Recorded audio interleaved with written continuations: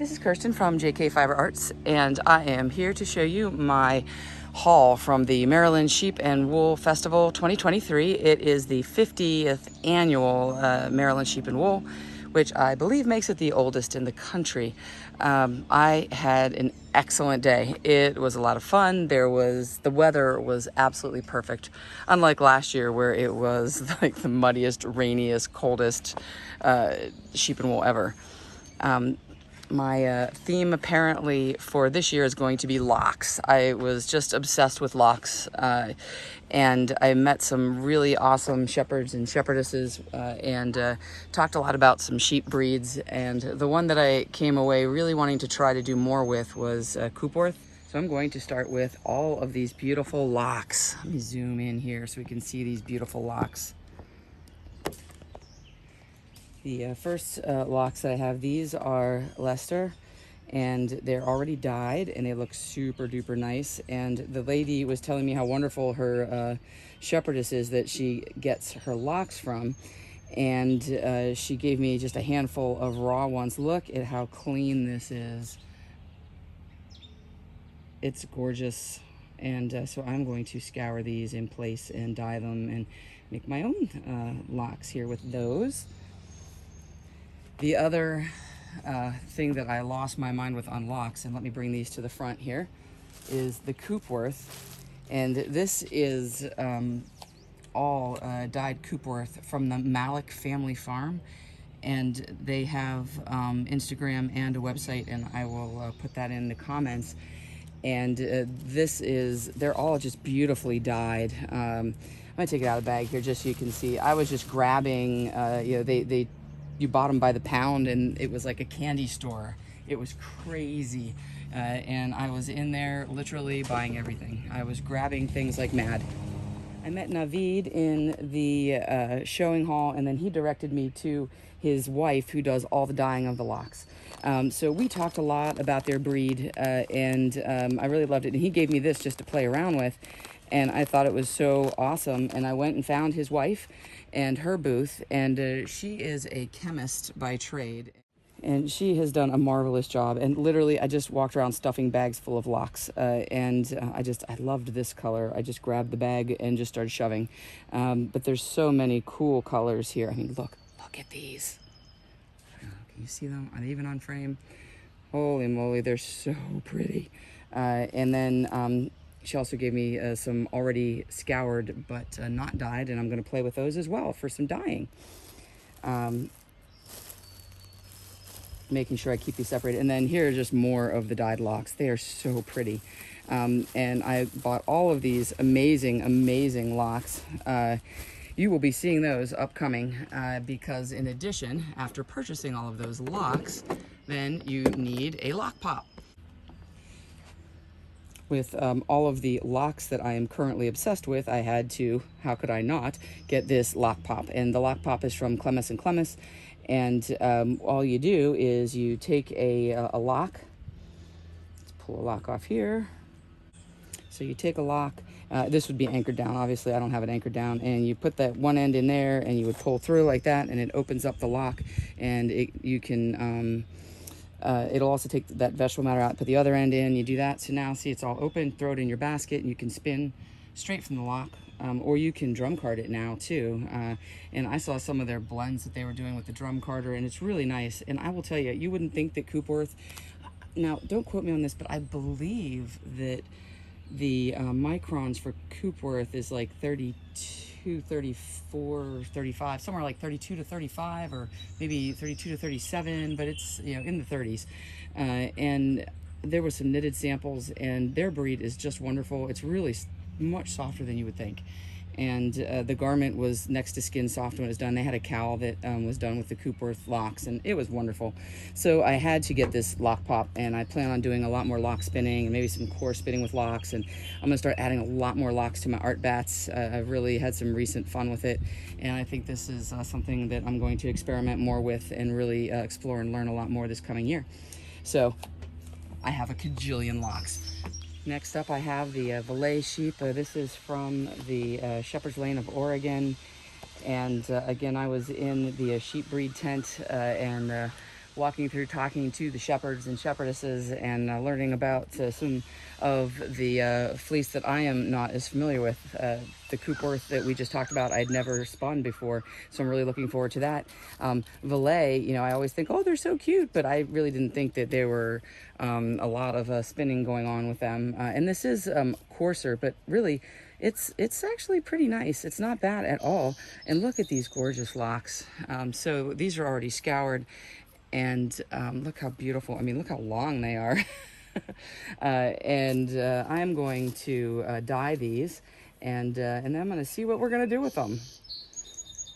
But they are really, really beautiful, and they have a really nice sheen. So I'm able to see how this turns out too. I'm really excited about this whole lock discovery thing. Next up, we have my Tamarack Farms, which I always talk about and use so much of. I just love their roving. It's so soft, and I love their colors, and they're great for blending. And I use it a lot in my drum carding. In fact, one of the ones that I just did recently called the Deep, which I don't think I've put the video up for yet. It's coming up, but it has this dark green. Actually, it has this one in it. So these are merino and alpaca, and they are already roving, which is a woolen prep. And this one is also merino and alpaca. This is merino and alpaca. This is the one I love. I have a couple of these already, and I just keep buying more. I can't stop. It's so pretty. And this is merino and alpaca. And then the other one, oh, this is the one with silk. This one is the merino with silk, merino and silk. So I have all of these wonderful, wonderful roving that they mill and dye, and it's just fantastic. I can't say enough wonderfulness. I have used their stuff for a few years now. And then we're on to some of these awesome accessories here. I got a new yarn bowl because, you know, I need another one. And I like to put my fiber in when I spin like this, and I really love this. And it was really cute and pretty. This is from Star Knits, and I did get several things from them. So I have this lovely basket, which is rope, and it's sewed together, and then there's some fabric that is sewed over top of the rope as she wound it, and it's really nice structure to it. It's lightweight. I really like it, and it's pretty. It makes me happy. And then from the same vendor, the Star Knits, I have this triangle project bag, which is just cute, and I love the inside is all purple. And look, it has a little bunny for Angora, and I do have some Angora that I want to spin, so I thought I would do a little Angora blend and make a project and do it in this cute little bag. And then here's a cute little winter sock bag from her too. It just has cute little sheep and snowflakes and stuff, and it's a little cube. And I like the little square bag too. I think it's cute, and it'll be perfect for a little sock project. Up next, I have from Bumblebee Acres Farms, and I did buy some yarn. I usually only buy like one actual yarn that's done somewhere else every year. This one I had to buy. My friends and I are all big Outlander fans, and yes, I'm admitting that on a public venue. But here is the Outlander inspired series, and it's called Sassenach, and I am going to make my friends little shorty socks for Christmas, and that is going to be something they'll love. And they're not fibery people in any way, so they'll never see this. I'm not worried about it. Up next, let's come to the center stage here, and I went all out and I got the EEW 6 e-spinner. I have the Nano. I've had it for, well, I have the original one, so I think they're on the second or third iteration of it. So this is the new one, and he had them there in stock, and I was super excited. I didn't have to pay shipping because it was right there, so I was very happy. And so I am going to be doing a video soon with my EEW 6. Over here we have my favorite dyer into the world, and this is the Shetland silk, and green is my favorite color. I think we all are clear on that at this point, but I got this for me. I want to make myself some amazing socks. I made my husband, and I showed you the video last year, well, it was probably earlier this year, I don't know, but it was the Shetland Silk Captain Tight Pants colorway, and it was amazing, and just the sheen in this is so pretty, and I'm really excited to spin this up and make me a pair of socks. The other one is another breed that I haven't spun before, but it's Falkland, and I just love the way this took up the color. And it's not super soft, but it is not very coarse either. I think this will also make some beautiful heavier wearing outerwear garments. You know, hats, mittens, socks, stuff like that. And it looks really pretty. And of course, they have the best names. This one is called Inevitable Betrayal. I don't know where they get the names. They're amazing. And this one is called, well, this one makes sense. This is Always Greener. And of course, love that. And then my favorite bowl, the Whispering Wood Turner. I bought another bowl because, again, I need more bowls, like I need a hole in the head. But I love the wood so much. This is pecan wood.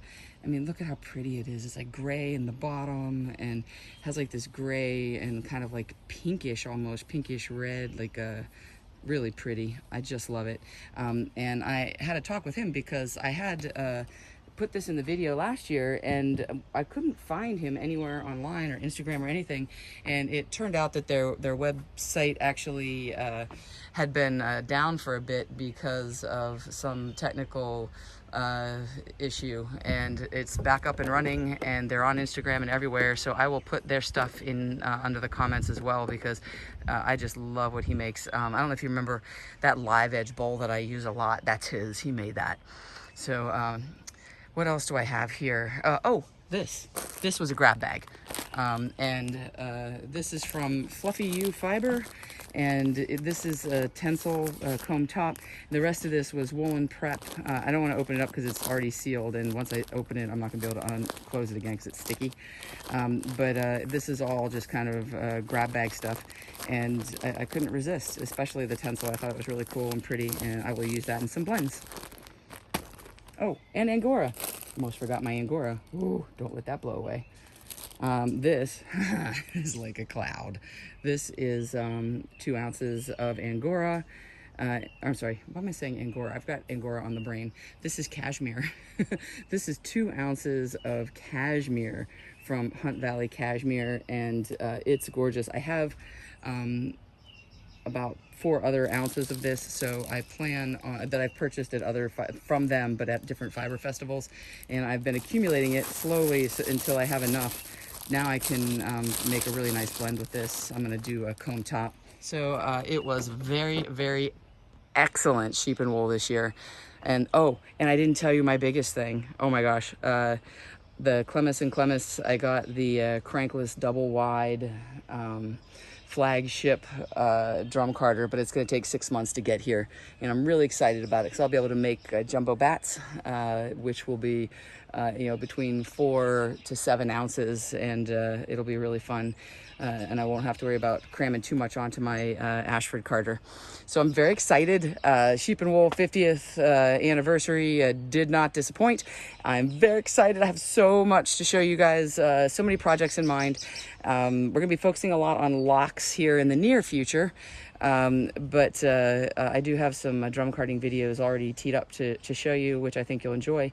And then also the spinning, I'm going to start spinning the Kiviat too. It's going to be great. We got some cool stuff, and I will see you guys soon. Until then, spin happy.